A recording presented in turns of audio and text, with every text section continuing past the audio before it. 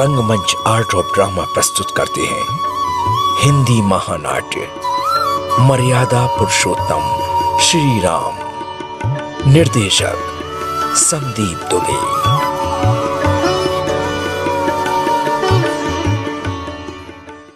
रानी, बंदर मेरे दरबार में इतने बेहिचक होकर आने लगे हैं जैसे रावण के दरबार में नहीं किसी खेत में घुस रहे हैं। राम के दूत बनकर आते हैं इसलिए दुष्टों को मरवाता नहीं, वरना। स्वामी, मैंने सब सुन लिया है। आपको जाने क्या हो गया है।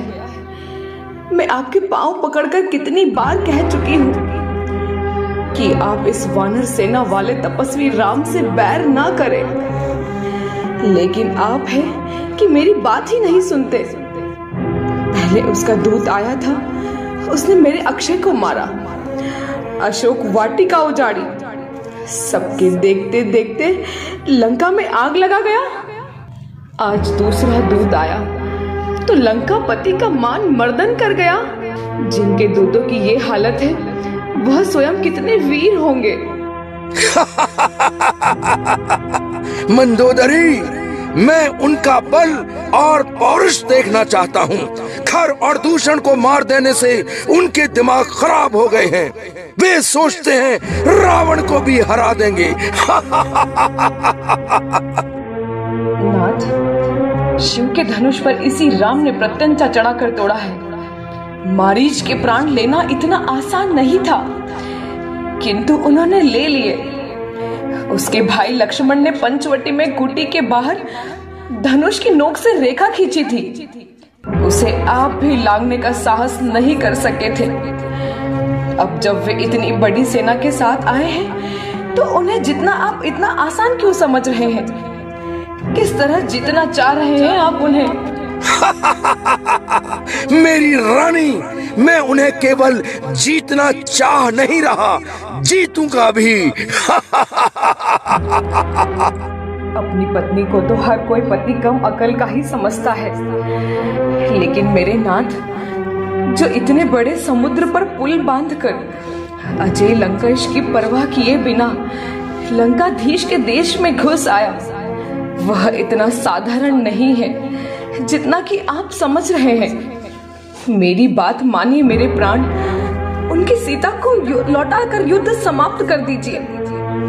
युद्ध देशों को, राष्ट्रों को समाप्त कर देता है। आने वाली पीढ़ियां इन युद्धों की यातना भोगती रहती है। एक जरा सी बात के लिए अपनी और अपने देश की बर्बादी क्यों मोल ले रहे हैं आप? देवताओं को, इंद्र को, यम को आपने हराया है। वह प्रतिष्ठा अपनी बनी रहने दीजिए। अपनी उस कीर्ति पर पराजय का दाग न लगने दीजिए नाथ। ठीक है, ठीक है, मेरी वो प्रतिष्ठा बनी रहेगी रानी। वे मेरे देश में घुसकर मुझे चुनौती दें और मैं उनसे डरकर पीछे हट जाऊं। कैसे सोचती हो तुम कि मेरी पराजय भी हो सकती है? रामनाथ, वह शांति चाहते हैं, युद्ध नहीं, इसीलिए बार बार दूत भेज रहे हैं। झगड़ा केवल सीता को रखने और लौटाने का है। रानी, मैं सीता को उन्हें नहीं लौटा सकता। राजन, आपको सीता को लौटाने में संकोच होता है तो मैं स्वयं जाकर राम को उनकी सीता सौंप आऊंगी। मंदोदरी, तुम रावण जैसे जेता की पत्नी हो, इतनी डरी दबी बातें क्यों करती हो? तुम सोचती क्यों नहीं कि तुम अजय लंकेश की पत्नी हो? मेरे देश में घुसकर आक्रमण की चुनौती राम ने दी है, मैंने नहीं। राम की सेना से मेरी सेना को लोहा लेने दो।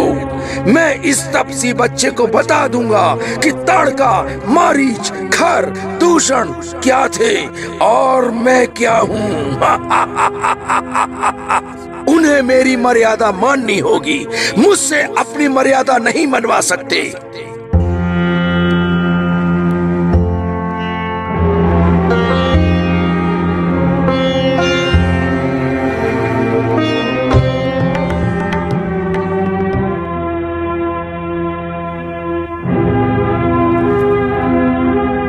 विभीषण, रावण ने युद्ध की घोषणा कर दी है। नगर के हर द्वार पर वीर सैनिकों का कड़ा पहरा लगा दिया है। प्रातः उसके सैनिक हमारे युद्ध शिविर पर धावा बोल सकते हैं। मैं चाहता हूँ कि युद्ध हमारे शिविर में नहीं, रावण के नगर में घुसकर किया जाए। उसकी सेना हमें आकर घेरे, इससे पहले हम नगर में अपने वीर सैनिकों को घुसा देना चाहिए। आक्रमण की हमारी क्या नीति हो बंधु, तुम ही बता सकते हो। आर्य, लंका के भीतर जाने के 4 द्वार चारों दिशाओं में हैं। अतः हमें अपनी सेना के कुछ वीरों को 4 हिस्सों में बांटकर प्रत्येक द्वार पर एक सेनापति तैनात कर देना चाहिए, जिसके नेतृत्व में 100 नायक और प्रत्येक नायक के साथ कम से कम 10,000 सैनिक हों। उत्तरी द्वार पर हनुमान और पूर्वी द्वार पर जामवंत तथा पश्चिमी द्वार पर सुषेण सेनापति रहें। बंदर दीवारों, कंगूरों, पेड़ों पर चढ़कर नगर में टिड्डी दल की तरह घुसकर तबाही मचा दें और प्रतिरोध करने वाले राक्षसों को बीन बीन कर मार डालें। वानर राज विभीषण लंका से चिर परिचित है। वह जैसा कहते हैं, आप सेना की वैसी रचना करके ब्रह्म मुहूर्त में ही युद्ध का बिगुल बजा दें। युद्ध की यही नीति है कि दुश्मन को उसके घर में घुसकर घेर कर मारा जाए। रावण ने अभी सामूहिक युद्ध घोषित किया है। जो राक्षस जिस बंदर को देखे मार डाले। मेरी भी यही आज्ञा है। जो बंदर जिस राक्षस को पाए मार डाले। घरों में घुसकर राक्षसों को बाहर खींचकर मार डाले। वह किसी विशेष सेनापति या वीर को सेना के साथ भेजकर युद्ध की बात करता तो मैं उसी की तरह नीति तैयार करता। चारों द्वारों पर मेरे चारों सेनापति जमा रहे, राक्षसों को बाहर ना आने दें और बंदर वीर अंदर नगर में घुस पड़े। जैसी आप आज्ञा देंगे आर्य, वैसा ही होगा। मैं सेना तैयार करता हूं और युद्ध का बिगुल बजवाता हूं। दुर्बुद्धि रावण ने जो युद्ध नीति बनाई है, उससे हम पहले दिन ही उसे बहुत अच्छा सबक दे देंगे।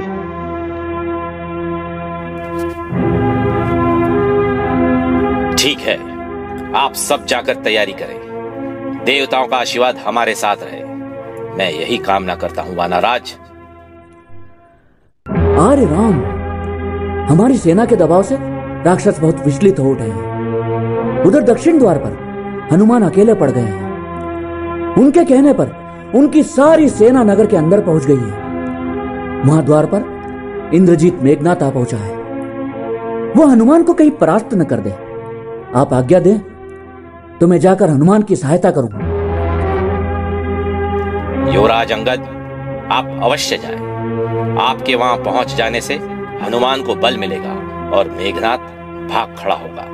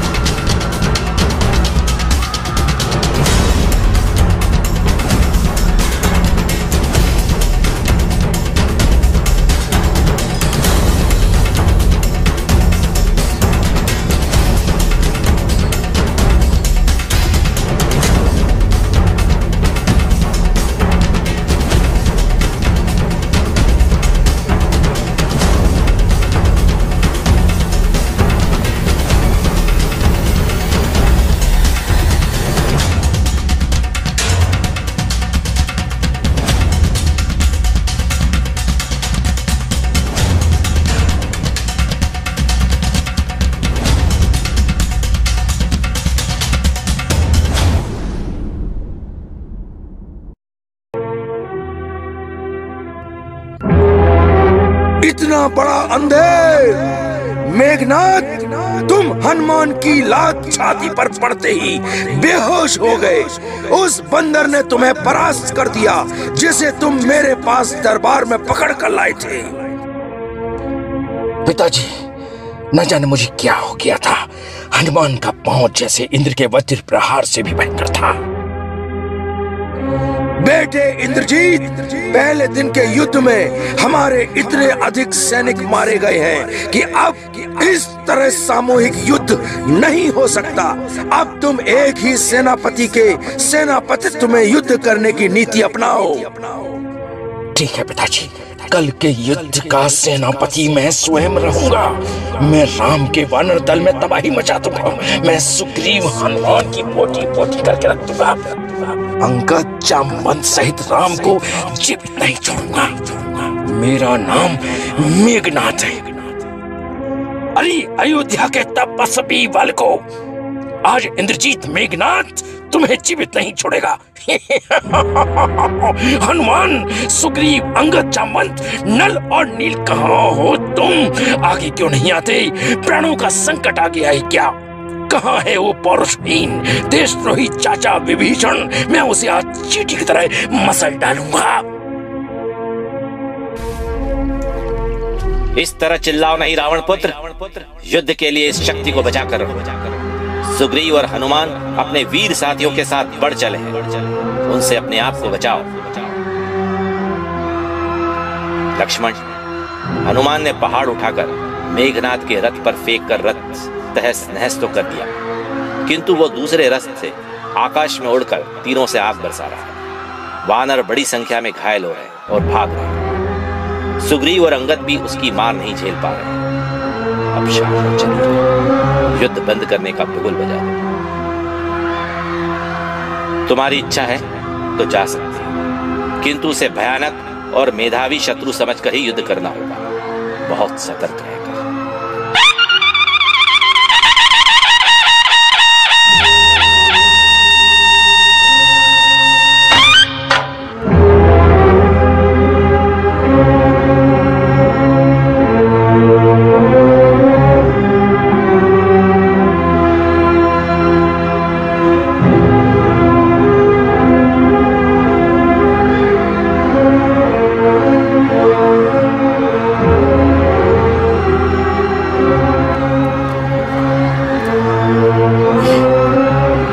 सुग्रीव, हनुमान, ये क्या हो गया? लक्ष्मण अच्छे थे, इसके सीने में ये घाव, खून की ये धार, ये क्या हो गया वानर राज? मैंने स्वयं युद्ध में न जाकर लक्ष्मण को अकेले क्यों भेज दिया? राघवेंद्र, कुमार लक्ष्मण बड़ी वीरता से लड़ रहे थे। उनके बाणों ने जब प्रलय मचा दी तो मेघनाथ घबरा गया। उसने अपने सब बाण कटते हुए देखकर अंत में वीर घातिनी शक्ति छोड़कर लक्ष्मण पर भयंकर प्रहार कर डाला। वह तीर लगते ही अवध कुमार अचेत होकर धरती पर गिर पड़े, जिन्हें हम उठाकर तुरंत यहां ले आए हैं।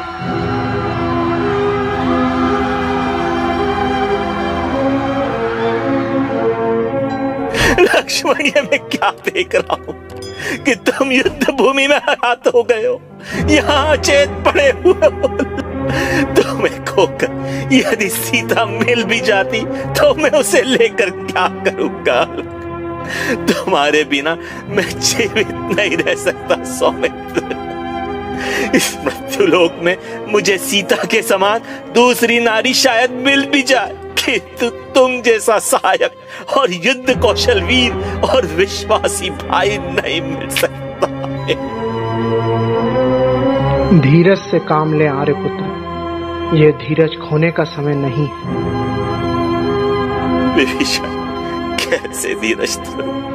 लक्ष्मण की इस हालत को देखकर मैं धीरज कैसे धर सकता? लक्ष्मण के बिना क्या मुंह लेकर अयोध्या लौटूंगा? बड़ी माँ, मछली माँ को क्या कहूंगा? 14 साल से अपने बेटे से बिछड़ी छोटी माँ को मैं क्या उत्तर दूंगा? सुग्रीव,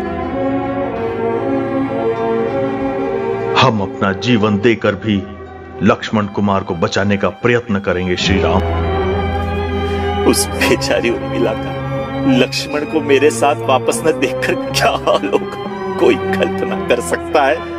मैं जीवित नहीं रहूंगा। लक्ष्मण अगर नहीं रहेगा तो राम भी नहीं रहेगा। जब जब मैं धीरज खोता था ना लक्ष्मण, तुम ही तो मुझे साहस बंधाते थे। आज तुम चुप क्यों हो भैया? तुम आंख क्यों नहीं खोलते? कितने ही राक्षसों को स्वयं मौत के घाट उतारकर तुम एक बाण के मारे जाने पर ही सो गए। तुम नहीं उठोगे लक्ष्मण तो वन में जिस तरह तुम मेरे पीछे पीछे आते थे ना, तो यमलोक में भी मैं तुम्हारे पीछे पीछे आऊंगा। मुझे याद नहीं पड़ता कि कभी तुम मुझसे कोई कठोर बात कही हो, जबकि तुम्हें मैं अक्सर झिड़क दिया करता था। सुग्रीव, हनुमान, अंगद, नल, नील, जामवंत, गवाक्ष, तुम सभी वीरों को वीरता और सहायता का मैं आभारी हूं। मित्रों, तुम अब समुद्र पार लौट जाओ। मैं यहीं लक्ष्मण के साथ अपने प्राण त्याग दूंगा। इतने हताश क्यों होते हैं अवधेश? मैं युक्ति बताता हूँ। यहाँ लंका में सुषेण बहुत बड़े चिकित्सक हैं। हम हनुमान से प्रार्थना करते हैं कि वो तुरंत जाकर सुषेण वेद को उठाकर यहाँ ले आवे। वो लक्ष्मण को बचा लेंगे। वो लंका के श्रेष्ठ और अद्भुत वैद्य हैं।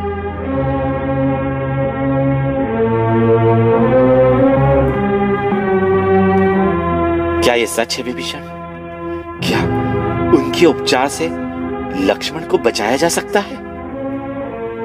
तो हनुमान, ये उपकार मुझ पर कर दो भैया। लक्ष्मण को किसी भी तरह से बचा लो। मैं लक्ष्मण को किसी भी तरह से बचा लो हनुमान। ये उपकार कर दो मुझ पर। लक्ष्मण नहीं बचेगा तो मित्र, मैं भी नहीं बचूंगा। ये मेरा प्रण है।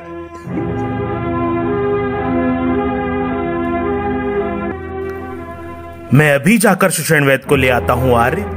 आप धीरज से काम लें। हम सब अपने प्राण देकर भी आर्य लक्ष्मण के प्राण बचाएंगे। हाँ हनुमान, शीघ्रता करो। हमारी व्याकुलता बढ़ती जा रही है। घबराइए नहीं वानर नरेश। विभीषण उनके घर का पता दीजिए। मैं वायु की तरह सूक्ष्म रूप से जाकर उन्हें अभी ले आता हूं। जय श्री राम, जय श्री राम, जय श्री राम। रंगमंच आर्ट ऑफ ड्रामा प्रस्तुत करते हैं हिंदी महानाट्य मर्यादा पुरुषोत्तम श्री राम।